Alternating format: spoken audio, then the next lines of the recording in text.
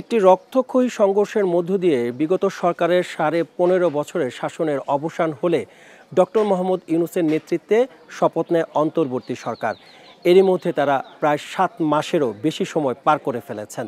সংস্কারের নানা প্রতিশ্রুতি দেয়া থাকলেও অনেক ক্ষেত্রে এখনও পিছিয়ে অন্তর্বর্তী সরকার। বিএনপি সহ বিভিন্ন রাজনৈতিক দলগুলো চাচ্ছে প্রয়োজনীয় সংস্কার শেষে একটি অবাধ, সুষ্ঠু এবং নিরপেক্ষ জাতীয় নির্বাচন দেয়ার। এ নিয়ে দেশে বড় একটি প্রশ্ন দেখা দিয়েছে, আগে কোন নির্বাচন হবে, স্থানীয় নির্বাচন নাকি জাতীয় নির্বাচন?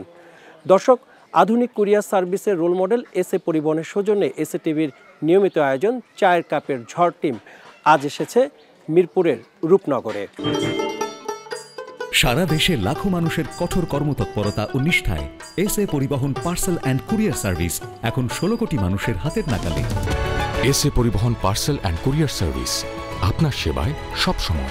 চলুন দেখে নিই চায়ের কাপের এই ঝড় আপনার এবং আমার ভাবনাকে কতটুকু সমৃদ্ধ করে।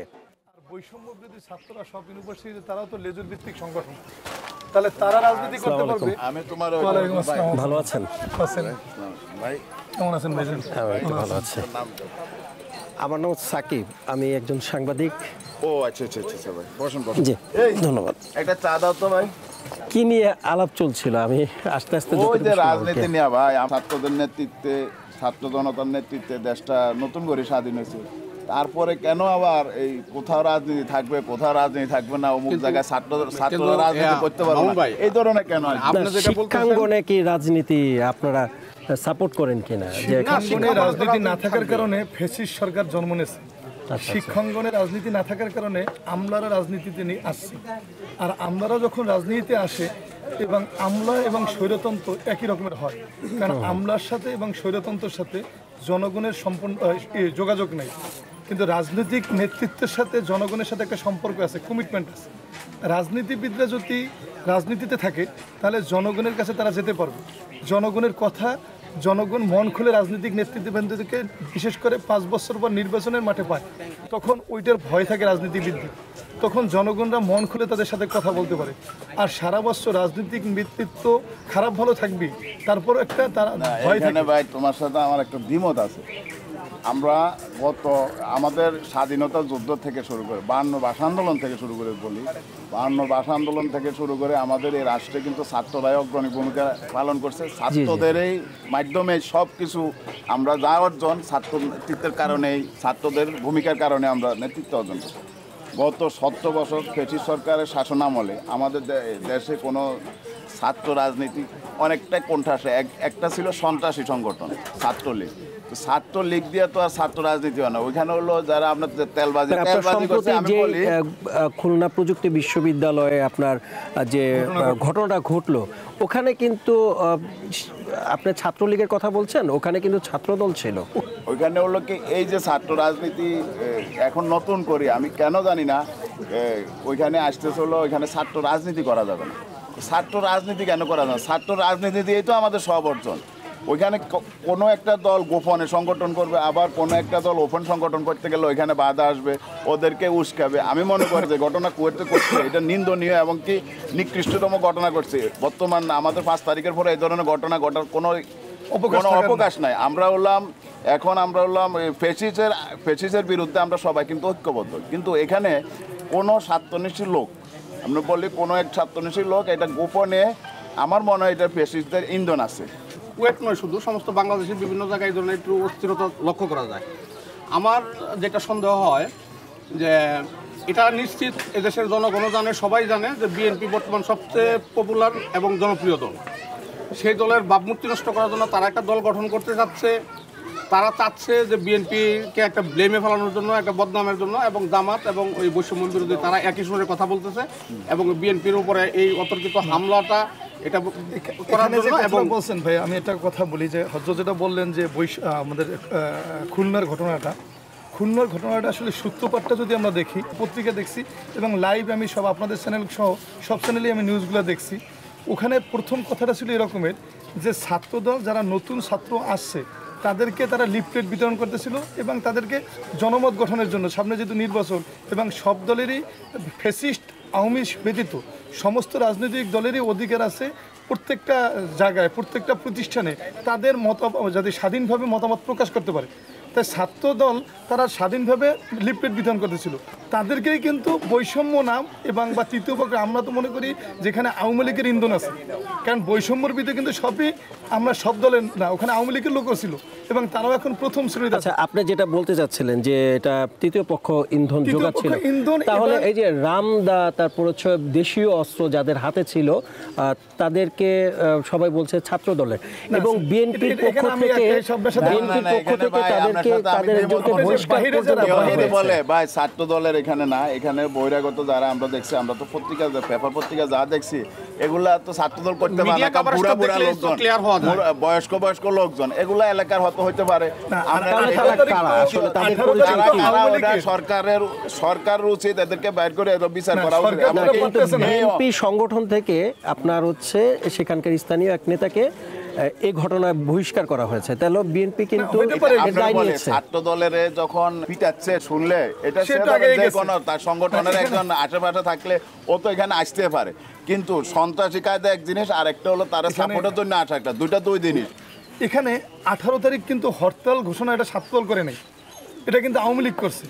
আপনি জানেন যে যখন 2001 থেকে বিএনপি ক্ষমতায় ছিল তখন যে বাংলাদেশে মুক্তি হান্নান জঙ্গি সংগঠনগুলো এগুলো কিন্তু বাংলাদেশ থেকে হয় নাই, এগুলো ভারতের ইন্ধনে এবং ভারতের সম্পূর্ণ আপনার মদতে এই ঘটনাগুলো ঘটছে।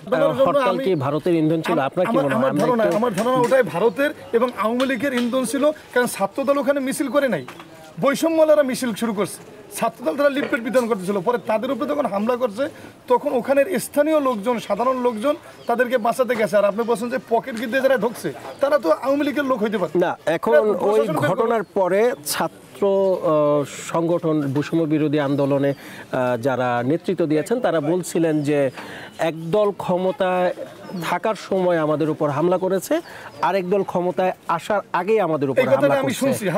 আপনার কাছে এটা কি মনে হয়, একটু জানতে চাই আপনার কাছে। আমরা যখন ছাত্র পলিটিক্স করছি আমরা তো সরাসরি সাইনবোর্ড ব্যবহার করছি, আমাদের তো লুকানোর কিছু নাই। আমরা বৈষম্য বিরোধী ছাত্র আন্দোলন, যেটা ছাত্র জনতার আন্দোলন, সেই আন্দোলনে আমরা 10 নম্বর যেখানে আমাদের দায়িত্বপ্রাপ্ত আমাদের মহানগরের লিডাররা আমাদের বলছে, সেখানে তো তারা আমরা আমাদের মতো করে করছি, কিন্তু তারা তো নিজস্বতা নাই।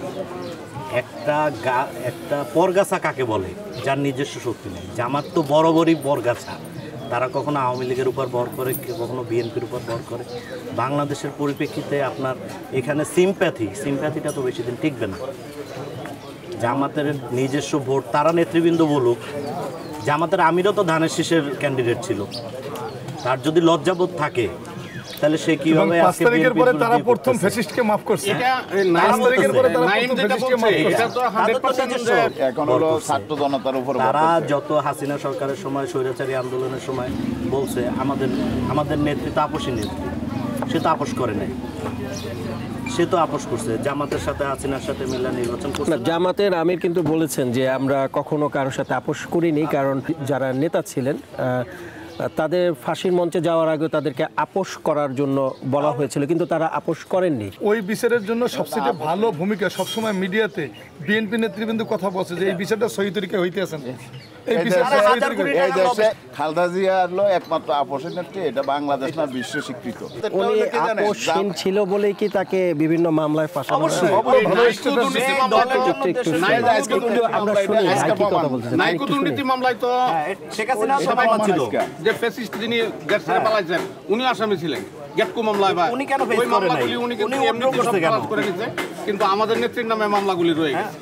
মূলত দেশে এই অস্থিরতার পিছনে একটি মাত্র কারণ আমি মনে করি ব্যক্তিগতভাবে, একটা সরকারের মাধ্যমে পতন হয়। আমরা স্বাভাবিক বিশ্বের ইতিহাস ঘাটলে এটাই পাই যে উনি যদি হেলিকপ্টারে পালায় আর লক্ষ লক্ষ লোক শরণার্থীর মতো এই দেশ থেকে পালায়।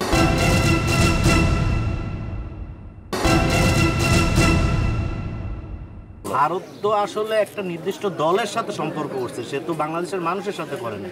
ফেলানি হত্যা থেকে শুরু করে সম্প্রতি তিস্তা চুক্তির একটা ছিল, সম্প্রতি একটা আন্দোলন হয়েছে জাগোবাহে তিস্তা বাঁচাও। অবশ্যই আমাদের যখন পানি দরকার নাই তখন তাদের স্বার্থে পানিগুলো ছেড়ে দিচ্ছে, আমাদের যখন দরকার তখন তারা দিচ্ছে না। এটা নদী কমিশন যে গঠন করা হয়েছে, প্লাস ফারাক্কাবাদ থেকে শুরু করে ওনারা কি কখনো কথা রাখছে? যতগুলো কাজ করছে, বর্ডার কিলিং থেকে শুরু করে আমাদের এখানে রাজনীতি, আমাদের 3টা যে নির্বাচন অন্যায় অবৈধভাবে করছে আছে, পুরোটাই তো ভারত শেল্টার দিছে। এটা তো একদম পুরা সেই জাতীয় পার্টির চেয়ারম্যান এরশাদকে সিএমএচে নিয়ে গেল নির্বাচনের আগে। তারপর ম্যাডামের বাসায় ট্রাক, বালির ট্রাক, এগুলো তো আসলে কর্মের ফল। হাসিনা আওয়ামী লীগ এমন একটা সংগঠন, এখন আপনাকে হরতালের মিছিল করতে হয় বোরকা পরে। আমরাও তো মিছিল করছি, হয়তো বা আজকে 100 জন হয়, ওই সময় 20 জন ছিল। আমাদের বোরকা পরে, মাস্ক পরে, হেলমেট পরে মিছিল করতে হয় নাই। হয়তো বা একটু কষ্ট হয়েছে, একটু দূরে যাইতে উঠতে হয়েছে। আপনার খালি রোড আওয়ামী লীগের যে পেজটা, এটা পুরাটাই মিথ্যাচার। 5 আগস্টের আগে হ্যাঁ। আপনারা যখন মিছিল বা হরতাল অথবা কোনো আন্দোলন করতে চেয়েছিলেন, তখন সরকারকে বলতেন যে গণতান্ত্রিক অধিকার আমাদেরকে। এখন আওয়ামী লীগ যদি তারাও আন্দোলন করতে চায়, তাদেরকে গণতান্ত্রিক অধিকার দিবে না? ভাই একটা কথা বলি, আওয়ামী লীগ আমাদেরকে বাংলাদেশকে কি লজ্জা দিয়েছে। এই শেখ পরিবার ৭৪ সালে বাকশাল গঠন করছে, তারপর গত 17 বছর যাবত ধরে বাংলাদেশটারে একটা মাফিয়া রাষ্ট্র গঠন করছে। মাফিয়া তো রাজনীতিবিদ হইতে পারে না।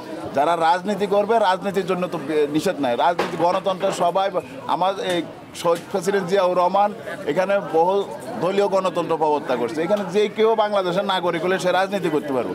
আপনি দেখেন বিগত ক্যাবিনেটে সারা বিশ্বের ইয়ারা ছিল, কি জানি বলে, নাগরিকরা কিন্তু আমাদের দেশে ক্যাবিনেটে মন্ত্রী মিনিস্টার ছিল। এটা কি আমাদের সংবিধানে আছে? প্রবাসী, তারা প্রবাসী, ইংল্যান্ডের নাগরিক, আমেরিকান নাগরিক, বিভিন্ন দেশের নাগরিক, দ্রুত নাগরিকরা আমাদের দেশে আমলাতান্ত্রিক, আমাদের দেশে তারা মন্ত্রী ছিল, ক্যাবিনেট ছিল। এটা তো একটা ইয়ে ছিল না, এটা ওয়ার্ল্ড ওয়াইড একটা মাফিয়া তন্ত্র ছিল গত 17 বছর। এখন যারা রাজনীতি করে, মাফিয়া তন্ত্র থেকে বের হয়ে আসতে পারে, মাফিয়া তন্ত্র থেকে বের করে আসবো। আসার পরে যদি কোনো মাফিয়ার বাইরের লোক থাকে, এরা রাজনীতি করবে। সে আওয়ামী লীগ করে, সে কি করবে, আমাদের তো দেখার বিষয়। সাধারণ মানুষ আমি আপনার কথার সাথে একটা মানে সংযুক্ত করি, সেটা হলো যে এই যে হালত, এই যে পরিস্থিতি, যত হালতেরই হোক, পরিস্থিতির পরিবর্তন হবে জাতীয় নির্বাচনের। কারণ মানুষ আপনার প্রায় 17-18 বছর যাবৎ ভোট দিতে পারেনি। ভোট দিয়ে প্রথম যে কথা বলতেছিলাম যে মানুষের, আপনি যেহেতু নির্বাচনের কথা বলছেন, আমি একটু মানে সোশ্যাল মিডিয়াতে বিভিন্ন আপনার যারা ব্যবহারকারী আছেন, তারা বলছেন যে বিএনপিকে ক্ষমতায় আসার দরকার কি? বিএনপি ক্ষমতায় আসার আগেই তো তারা বিভিন্ন জায়গায় হামলা করছে, ভাঙচুর করছে, লুটপাট করছে, দখলদারিত্ব করছে। যদি হামলা হয়, আমি একটা জিনিস দেখছি, এটা আমি খুবই খুশি, সন্তুষ্ট হয়েছি। যখন বিএনপি 5ই আগস্টের পর থেকে বিএনপির সর্বোচ্চ পর্যায়ে থেকে, আপনার মনে আছে কিনা, আমাদের সম্ভবত শ্যামা ওবায়দা আর শহীদুল ইসলাম বাবুল, দুইজনই বিএনপির খুব হাই লেভেলের লিডার। তাদের দলের ভিতরে একটু সংঘর্ষ হওয়ার কারণে সাথে সাথে তারেক রহমানের নির্দেশে দুইজনের পোস্ট স্থগিত করে দেওয়া হয়েছে। শ্যামা ওবায়দা কিন্তু ওই সময় কি পরিমাণ ফরেনদের সাথে যোগাযোগ করত। তাই আপনার তো বিএনপি একটা বিশাল দল, সংগঠন, সমুদ্রের মতো সংগঠন। এই সংগঠনে 2-1 লোক ভুল করতে পারে। ভুল করার পরে দেখতে হবে যে বিএনপি কি করতেছে, হাইকমান্ড কি করতেছে। হাইকমান্ড তো এখানে তারা তো অ্যাকশন নিতে তাকে বহিষ্কার করতেছে। এবং আমি আর একটা জিনিস বলি, আমি ছাত্র দলের সভাপতি রাকিব সাহেবের একটা বক্তব্য শুনছি। সে কোলাবাগানে সে বলছে আমার দলের নাম ভাঙাবার কারণে এক সভাপতি থানার, তাকে আমি আমার দলের সদস্য দিয়ে মামলা করে অ্যারেস্ট করার জন্য নির্দেশ দিচ্ছি। তাহলে এখানে তো দল ব্যবস্থা নিতে আছে, ভুল হইতে পারে। যে আমি একটু বলি যে মামলা এবং গ্রেফতারের যেহেতু প্রসঙ্গে এসেছে, সম্প্রতি দেশে অপারেশন ডেভিল হান্টের একটা কার্যক্রম চলছে। তো সেক্ষেত্রে সাধারণ জনগণ এবং রাজনৈতিক নেতারা যারা আছেন, তারা বলছেন যে বিগত 17 বছরে এই বিভিন্ন অপারেশনের নামে নিরীহ লোকদেরকে আপনার গ্রেফতার অথবা ফাঁসিয়ে দেওয়ার একটা ছিল চক্রান্ত। বা তাদের একটু কথা বলি, আপনারা বলি, নির্বাচন এমন একটা জিনিস, আমাদের আসলে 17 বছর নির্বাচন হয় না। যেমন মানুষ আকাঙ্ক্ষা নির্বাচন দেবে, প্রত্যেকটা মানুষ তার অধিকারটাতে সে প্রয়োগ করবে, কেউ অধিকার প্রয়োগ করবে। কারণ এই দেশটা আন্দোলনের মাধ্যমে কিন্তু বিশাল আন্দোলন, সারা বাংলাদেশের মানুষই কিন্তু ওই ফ্যাসিস্টের মাফিয়ার কয়েকজন সদস্য ছাড়া সবাই কিন্তু এই আন্দোলনে যুক্ত হয়েছিল। এটা দল মত নির্বিশেষে, কৃষক, শ্রমিক, জনতা সবাই এখানে জড়িত হয়েছিল। এবং সবার এখন আকাঙ্ক্ষা হলো একটা নির্বাচিত সরকার। আর নির্বাচিত সরকার হলে আমাদের সুবিধা কি জানেন, আমাদের অর্থনীতি তো আসলে পঙ্গু করে গেছে ফ্যাসিস্টরা। এখন ডক্টর ইউনূসের আমরা ওইভাবে দোষ দিতেছি না যে এখন জিনিসের দাম বাড়তেছে কি এইটা করতেছে সেটা করতে, ওইভাবে দোষ দিচ্ছি না। সময় লাগবে, ঠিক আছে, সময় লাগবে। ওনার সময় লাগবে, ওনারা আমরা সময় সব কিছু ঠিক আছে, কিন্তু উনি নিয়ন্ত্রণ করতে পারতেছেন। নিয়ন্ত্রণ কিভাবে করতে পারতেছে না? ওনার ধরেন কয়েকজন উপদেষ্টা, ওনারা হলো আমলা, ওনাদের তো পলিটিক্যাল কোনো জ্ঞান নাই, ওই জন্য ওনারা পাইতো, ওনারা সৎ লোক কিন্তু ওনারা পারতেছে না। সৎ হইলে তো সবসময় পারা যায়। দ্বিতীয়ত হইলো প্রশাসন, পুলিশ প্রশাসনটা একবারে ধরেন ভেঙে গেছে। এরপরে আর যারা আছে পেশিসদের লোকজন ওরা আছে, ওদের কারণে এখানে আইন শৃঙ্খলা ওরা নিয়ন্ত্রণ করতে পারতেছে। এখন একদম দলীয় সরকার আসলে কি হবে? দলীয় সরকারের একদম ইউনিট থেকে কেন্দ্র পর্যন্ত তাদের একটা দলীয় সরকার আসলে কি আপনার মনে হয় যে এই সংস্কারগুলো হবে? হ্যাঁ, অবশ্যই হবে, হতে হবে। দলীয় সরকারও তো দেখা যায় যে তার দলীয় লোকজন হচ্ছে বিভিন্ন পদে সরকার আসলে সংস্কার হবে। আমি বলি দলীয় লোক ছাড়া আপনি খালেদা জিয়া বলছিল পাগল আছে একদম। আপনি যদি খাগড়াছড়ি জঙ্গলে ওই ইয়াতে যায়, ওই কি বলে একদম হিল ট্যাক্সে যায়, জঙ্গলে যায়, জিজ্ঞেস করেন নৌকানা ধানের শীষ নাকি দাড়ি পাল্লা না, হ্যাঁ একটা কইব। অন্তত শান্তি বাহিনী হইলো সে, বুঝতে পারছেন? একটা ওই লোক সে বলবে। সুতরাং আপনাকে দলীয় এই যে গত পেচিসটা যে করছে, আমি দলীয় আওয়ামী লীগ পন্থী করতে তো আমার আপত্তি ছিল না। আওয়ামী লীগ পন্থীর ভিতরে তো যোগ্য লোক ছিল, না, ওরা তো যোগ্য করে নাই। ওরা করছে হলো 5 আটা কে আপনাকে রাত্রের বেলা আপনার প্রজেক্ট পাস করে দেবো ওদেরকে নিয়ে। বিগত সরকারের আমলে বিভিন্ন আপনার হচ্ছে প্রকল্পে অথবা বিভিন্ন পদে দলীয় লোকদের বসিয়েছেন, তো এখন আবার যদি নির্বাচন হয় তাহলে কি এই সংস্কারগুলো কি হবে? আপনার কি মনে হয়? আমার কারণ হচ্ছে যে দল আসবে সেই দলই চাইবে যে তার লোকজন বসুক। 31 দফা কর্মসূচি নিয়ে সমস্ত বাংলাদেশ ব্যাপী এটা মানুষের ধারে ধারে পৌঁছায় দেওয়ার জন্য উনি করছে, এবং আমাদের দল 31 দফা নিয়ে সাধারণ মানুষের কাছে যাচ্ছে। এটা কিন্তু একটা সংস্কারের মানে যে তারা করবে কমিটেড, এটার মধ্যে পাওয়া যায়। কিছু লোক ফেসবুক এবং মাধ্যমে দেখা যায় আগেই ভালো ছিলাম, জি জি, এটা বলছেন যে আগে ভালো ছিল। এটা বুঝতে হবে আপনাকে। মানে এখন কি তাহলে যারা হচ্ছে আপনাদের এই সরকার অথবা আপনাদের মতের বিরুদ্ধে যাবে তারা রুজি করে রিকশা চালায় কাজ করে তাকে খেতে হচ্ছে, অর্থাৎ তার জন্য তো অবশ্যই আগের একটা ভালো ছিল। এটা আমাদের বুঝার ভুল, আমরা বুঝে নিই উল্টাটা, কিন্তু আসলে কিন্তু তার কথাটা সঠিক। সে তাজাবাজি করে খাইতো, এখন তাজাবাজি করতে পারতেছে না।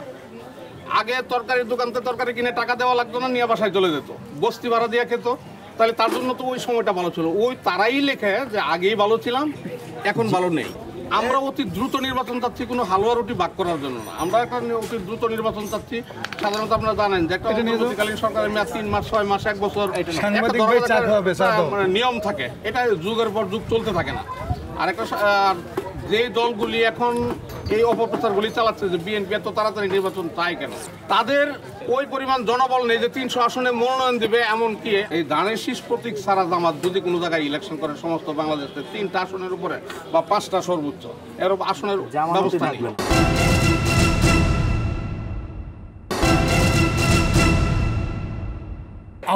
ছাত্ররা যদি রাজনৈতিক দল গঠন করে আর হচ্ছে বিএনপির সাথে জামাতের সাথে ছাত্রদের তাহলে সম্পর্ক সমস্যা কি? সে সংগঠন করবে, সে সংগঠন করে মানুষের কাছে যাবে। মানুষ যদি ছাত্ররা রাজনীতি দল করতেছে না, আমার এটা বিশ্বাস, এটা আমার বিশ্বাস যে বিএনপির কাছ থেকে তারা নির্বাচনের সময় কিছু আসন চাইবে, যে আমরা জোটবদ্ধ নির্বাচন করব। এখন এটা তারা আপনি বলতে চাচ্ছেন তারা জোটে সমর্থন দেবে। এখানে আমি আপনাকে একটা জিনিস বলি, আপনার মনে আছে কিনা কারফু যখন হাসিনা দিল প্রথম, কারফুর পরে কিন্তু সারজিদ হাসনাত এরা 3 জন গিয়ে আপনার আইনমন্ত্রী, তারপর নওফেল শিক্ষা এবং আরাফাতের সাথে বৈশা আন্দোলনকে শেষ করে দিয়েছে।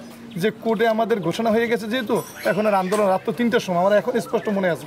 তারপরে আন্দোলনটা যখন ক্লোজ হয়ে গেছে, তখন ছাত্রদেরকে যখন আবার বিভিন্ন জায়গায় ধরা শুরু করলো, তখন সাধারণ মানুষের মধ্যে এবং ওই ফেসবুকে আমাদের মুগ্ধ এদের ভিডিওগুলো ভাইরাল হইলো, তখন কিন্তু সাধারণ মানুষগুলো আরো উত্তেজিত হয়ে গেল। আচ্ছা, যদি তারা বলে যে আন্দোলন শেষ হয়ে গেছে, আমরা এখন ঘরে ফিরে যাব, তাহলে আবার ছাত্রদের কেন গ্রেফতার? এখানেই বলতেছি, ওইখানে ছাত্রদেরকে যখন গ্রেফতার করা শুরু করলো, তখন কিন্তু ছাত্ররা যারা ছিল নেতৃত্বস্থলে তারা সব আত্মগোপনে চলে গেল। তখন আমার স্পষ্ট মনে আছে ঢাকা ইউনিভার্সিটি সাদা দল, 1 মিনিট ভাই, ঢাকা ইউনিভার্সিটির সাদা দল, বিএনপিপন্থী শিক্ষকরা এবং আইনজীবীরা, বিএনপিপন্থী আইনজীবীরা প্রথম তারা কোর্টের এই ছাত্রদেরকে নিয়ে দাঁড়াইলো। তারপর কিন্তু ভিন্ন প্রসঙ্গে আসতে চাই যে 5 আগস্টের পর যারা পালিয়ে গিয়েছেন বিভিন্ন দেশে এবং হচ্ছে আওয়ামী লীগের যে সভানেত্রী শেখ হাসিনা, তিনি ভারত থেকে বসে আপনার বিভিন্ন বক্তব্য দিচ্ছেন এবং সেই বক্তব্যের প্রতিবাদে এই যে সম্প্রতি 32 নাম্বার যে বাড়িটি ছিল সে বাড়িটি ভাঙচুর করা হয়েছে। মানে বিকেলে বক্তব্য দেওয়া হয়েছে, সন্ধ্যায় বুলডোজার কর্মসূচি চালানো হয়েছে সেই বাড়ির উপরে। এখন সে বাড়ি ভাঙার পরে মির্জা ফখরুল ইসলাম আলমগীর বলেছেন যে এটা উস্কানি ছিল এবং এই উস্কানির দায় অন্তর্বর্তী সরকার এড়াতে পারে না, কেননা এই কারণে ফ্যাসিস্ট সরকার আবার কথা বলা সুবিধা পাবে। আমি এই ব্যাপারটা নিয়ে আগে কথা বলতে চাচ্ছিলাম। এই যে 5 তারিখের পরে আওয়ামী লীগের এতগুলো নেতা নেত্রী পালালো, এয়ারপোর্ট থেকে শুরু করে বর্ডার, এই বর্ডারটা ওপেন করছে কে, এয়ারপোর্টটা ওপেন করছে কে? এটা ইনম্যাচুর ডিসিশন। এটা ডক্টর ইউনূস সরকার, ওনারা জানি না এটা কে নিছে। আমার ধারণা হলো গিয়ে এখানে যে প্রশাসনটা তো ইচ্ছা করলেই চেঞ্জ করা যায় না 1-2 দিনে। এখানে তাদের ডিসিশনে অনেক বড় ঘাটতি ছিল, যে কারণে এখন অধিকাংশ যারা লিডারশিপ মেনটেন করে তারা বাহিরে বসে কথা বলার সুযোগ পাচ্ছে। আর আরেকটা কথা, এই যে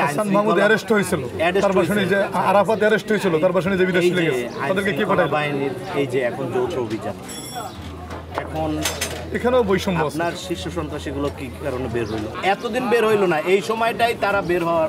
5 আগস্টের রাষ্ট্রপতির সাথে বিভিন্ন রাজনৈতিক দলের নেতারা কথা বলেছেন এবং তারা গণজামিনের বিষয়ে কথা বলেছেন, কিন্তু এখন এই জামিনে কিন্তু বের হয়ে গেছে। তাই এটা দায়ভার কি রাজনৈতিক সংগঠনের নেবে না? চালাচ্ছে হলো গিয়া বৈষম্য সরকার, বৈষম্য বিরোধী ছাত্র। কিন্তু আপনার মানে বিএনপি অথবা বিভিন্ন রাজনৈতিক দলই তো দাবি জানিয়েছে। গণমানুষের দল,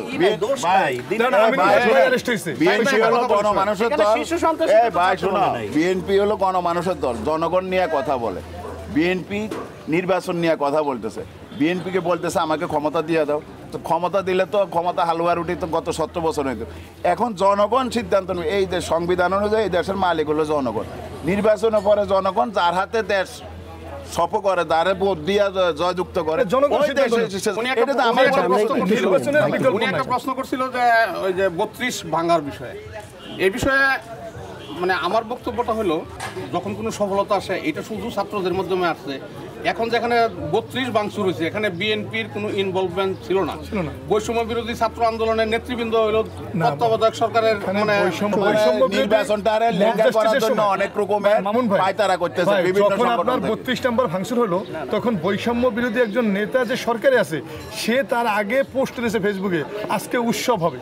তার মানে কি সে সরকারিভাবে একটা জায়গায় থেকে সে ওখানে উৎসব মানে কি ইঙ্গিত বোঝানো হয়েছে আজকে 32 ভাঙচুর হবে। তাহলে এটা তো সরকারি মদতে হয়েছে।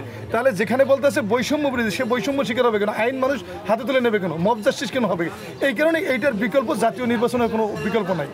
জাতীয় নির্বাচন ছাড়া এটার কখনো দেশে স্থিতিশীল পরিস্থিতি আসবে না।